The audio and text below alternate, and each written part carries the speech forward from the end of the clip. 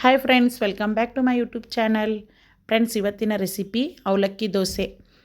ಈ ದೋಸೆ ರೆಸಿಪಿನ ಮಾಡೋಕ್ಕೆ ಜಾಸ್ತಿ ಟೈಮ್ ಏನು ಹಿಡಿಯೋದಿಲ್ಲ. 10 ನಿಮಿಷದಲ್ಲಿ ಬೆಳಗ್ಗಿನ ಬ್ರೇಕ್ಫಾಸ್ಟ್ಗೆ ಸೂಪರಾಗಿ ದೋಸೆ ರೆಡಿಯಾಗೋಗುತ್ತೆ. ಇವಾಗ ಈ ದೋಸೆ ರೆಸಿಪಿನ ಮಾಡೋದು ಹೇಗೆ ಅಂತ ನೋಡ್ಕೊಂಡು ಬರೋಣ. ನಾನಿಲ್ಲಿ ಮೊದಲೇದಾಗಿ 1 ಬೌಲ್ ಆಗುವಷ್ಟು ಅವಲಕ್ಕಿನ ಈ ರೀತಿ 2 ರಿಂದ 3 ಸಾರಿ ಕ್ಲೀನಾಗಿ ತೊಳೆದು ಇಟ್ಕೊಳ್ತಾ ಇದ್ದೀನಿ. ನೋಡಿ, ಇವಾಗ ತೊಳೆದಿಟ್ಕೊಂಡಿದ್ದೀನಿ. ಇದಕ್ಕೇ 1 ಬೌಲ್ ಆಗುವಷ್ಟು ಮೊಸರನ್ನ ಹಾಕ್ಕೊಂಡಿದ್ದೀನಿ. ಅದೇ ಬೌಲಲ್ಲಿ ಇನ್ನೊಂದು ಸ್ವಲ್ಪ ನೀರು ಹಾಕ್ಕೊಂಡು ನೆನೆಯೋಕೆ ಬಿಡೋಣ. ಒಂದು 10 ನಿಮಿಷ ನೆನೆದ್ರೆ ಸಾಕು, ಬೇಗನೆ ಆಗೋಗುತ್ತೆ. ನೋಡಿ, ಇವಾಗ ಕ್ಲೀನಾಗಿ ಮಿಕ್ಸ್ ಮಾಡಿಕೊಂಡು ಒಂದು 10 ನಿಮಿಷ ನೆನೆಯೋಕೆ ಬಿಡೋಣ. ಇವಾಗ ಅವಲಕ್ಕಿ ನೆನೆದ ಮೇಲೆ ಅದೇ ಅಳತೆಯಲ್ಲಿ ಚಿರೋಟಿ ರವೆನ ತೊಗೊಂಡಿದ್ದೀನಿ. ನಾನಿಲ್ಲಿ 1 ಬೌಲ್ ಆಗುವಷ್ಟು ಚಿರೋಟಿ ರವೆನ ಹಾಕ್ಕೊಂಡಿದ್ದೀನಿ. ಇದಕ್ಕೇ ನೆನೆದಿರೋ ಅವಲಕ್ಕಿ ಮತ್ತು ಮೊಸರನ್ನ ಸೇರಿಸ್ಕೊಳ್ತಾ ಇದ್ದೀನಿ.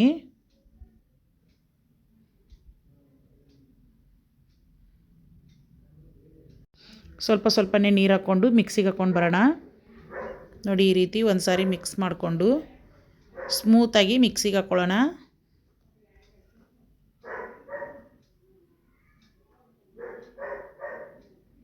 ನೋಡಿ, ಈ ರೀತಿ ಸ್ಮೂತಾಗಿ ಮಿಕ್ಸಿಗೆ ಹಾಕ್ಕೊಳ್ಳಿ.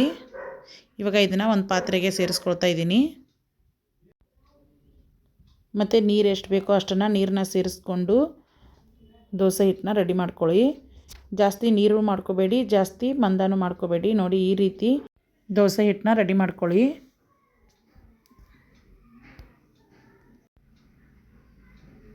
ಇವಾಗ ಇದಕ್ಕೇ 1/4 ಸ್ಪೂನ್ ಆಗುವಷ್ಟು ಸೋಡಾ ಪುಡಿನ ಹಾಕ್ಕೊಂಡಿದ್ದೀನಿ. ರುಚಿಗೆ ತಕ್ಕಷ್ಟು ಉಪ್ಪು ಮತ್ತು 1 ಸ್ಪೂನ್ ಆಗುವಷ್ಟು ಸಕ್ಕರೆನ ಹಾಕ್ಕೊಂಡು ಕ್ಲೀನಾಗಿ ಮಿಕ್ಸ್ ಮಾಡ್ಕೊಳ್ಳಿ. ನೀವು ಸೋಡಾ ಪುಡಿ ಯೂಸ್ ಮಾಡದೇ ಇದ್ದರೆ ಈ ಹಿಟ್ಟನ್ನ ಒಂದು ಅರ್ಧ ಗಂಟೆಯಿಂದ 1 ಗಂಟೆ ನೆನೆ ಇಟ್ಟು ಆಮೇಲೆ ದೋಸೆನ ಹಾಕ್ಕೋಬೋದು. ನೋಡಿ, ಈ ರೀತಿ ಚೆನ್ನಾಗಿ ಮಿಕ್ಸ್ ಮಾಡ್ಕೊಳ್ಳಿ. ಇವಾಗ ಇದಕ್ಕೇ ಒಂದು ಸಿಂಪಲ್ಲಾಗಿರೋ ಚಟ್ನಿನ ರೆಡಿ ಮಾಡ್ಕೊಳ್ಳೋಣ. ನಾನಿಲ್ಲಿ 1 ಬಾಣಲಿನ ತೊಗೊಂಡಿದ್ದೀನಿ. ಇದಕ್ಕೇ 2 ಸ್ಪೂನ್ ಆಗುವಷ್ಟು ಎಣ್ಣೆನ ಹಾಕ್ಕೊಂಡಿದ್ದೀನಿ. ನೋಡಿ, ಈ ರೀತಿ 2 ಈರುಳ್ಳಿನ ದೊಡ್ಡ ದೊಡ್ಡದಾಗಿ ಕಟ್ ಮಾಡಿ ಸೇರಿಸ್ಕೊಳ್ತಾ ಇದ್ದೀನಿ. ನೋಡಿ, ಈ ರೀತಿ ಎಣ್ಣೆಯಲ್ಲಿ ಈರುಳ್ಳಿ ಫ್ರೈ ಆಗೋ ರೀತಿ ಮಿಕ್ಸ್ ಮಾಡ್ಕೊಳ್ಳಿ.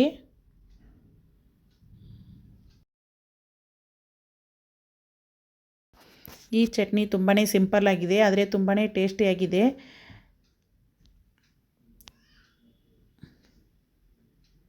ನಾನಿಲ್ಲಿ 1 ಗಡ್ಡೆ ಬೆಳ್ಳುಳ್ಳಿನ ಈ ರೀತಿ ಸಿಪ್ಪೆ ತೆಗೆದು ಸೇರಿಸ್ಕೊಂಡಿದ್ದೀನಿ. ನಂತರ ಒಂದು ಸ್ವಲ್ಪ ಹುಣಸೆಹಣ್ಣನ್ನು ಹಾಕ್ಕೊಂಡಿದ್ದೀನಿ.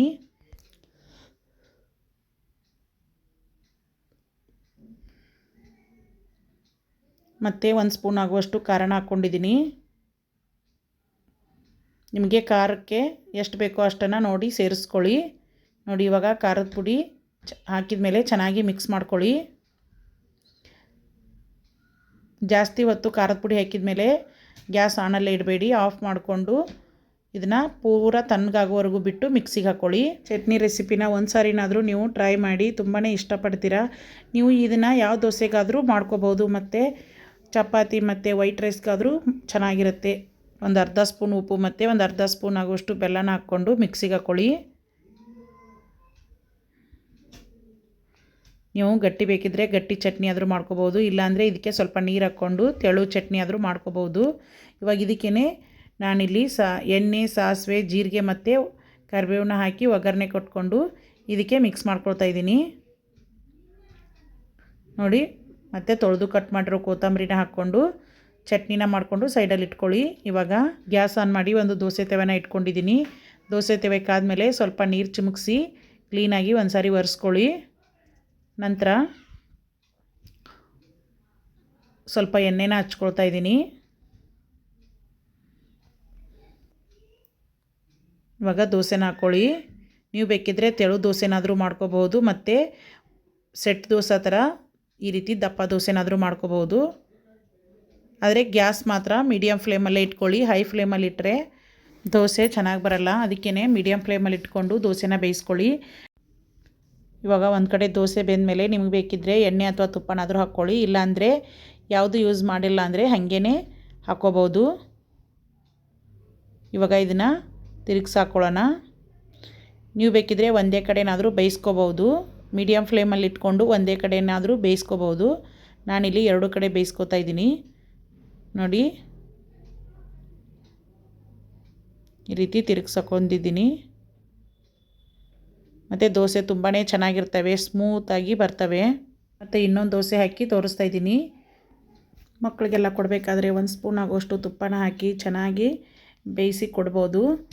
ತುಂಬಾ ಸಾಫ್ಟಾಗಿ ಸ್ಪಾಂಜಿಯಾಗಿ ಬರ್ತವೆ ಮತ್ತು ಎಲ್ಲರೂ ಇಷ್ಟಪಟ್ಟು ತಿಂತಾರೆ. ಬೆಳಗ್ಗಿನ ಬ್ರೇಕ್ಫಾಸ್ಟ್ಗೆ ಜಾಸ್ತಿ ಏನು ಟೈಮ್ ಹಿಡಿಯೋದಿಲ್ಲ, ಸ್ವಲ್ಪ ಟೈಮಲ್ಲಿ ಚೆನ್ನಾಗಿರೋ ದೋಸೆ ರೆಡಿಯಾಗೋಗುತ್ತೆ. ಮತ್ತು ಈ ದೋಸೆಗೆ ಯಾವುದೇ ಉದ್ದಿನಬೇಳೆ ಅಕ್ಕಿ ನೆನೆ ಹಾಕೋ ಅವಶ್ಯಕತೆ ಇರೋದಿಲ್ಲ.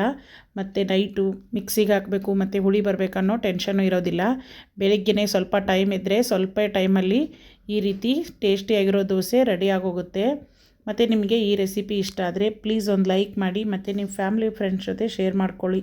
ಇದೇ ರೀತಿ ಹೊಸ ರೆಸಿಪಿನ ಶೇರ್ ಮಾಡ್ತಾ ಇರ್ತೀನಿ.